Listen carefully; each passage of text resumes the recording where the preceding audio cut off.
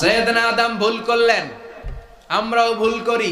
সৈয়দনা আদমকে আল্লাহ ক্ষমা করলেন, আমাদের গুনাহগুলোও ক্ষমা করবে কে? সৈয়দনা আদম দুনিয়ার বুকে এসে শত শত বছর আল্লাহর কাছে ক্ষমা চাইলেন।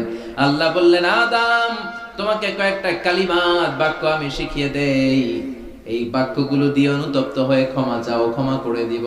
সৈয়দনা আদম পড়তে আরম্ভ করলেন, রব্বানা যালামনা আনফুসানা ওয়া ইল্লাম তাগফির লানা ওয়া তারহামনা লানাকুনান্না মিনাল খাসিরিন।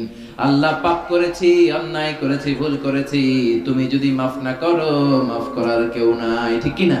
লানাকুনান্না মিনাল খাসিরিন, আল্লাহ আমরা ক্ষতিগ্রস্তদের মধ্যে অন্তর্ভুক্ত হয়ে যাব। এজন্য সাইয়েদনা আদম আলাইহিস সালাম যা করলেন ওই পদ্ধতিতে আমাদেরও তওবার দরকার আছে না নাই? তওবা কবুল হওয়ার জন্য কয়েকটা শর্ত আছে, শুনবেন?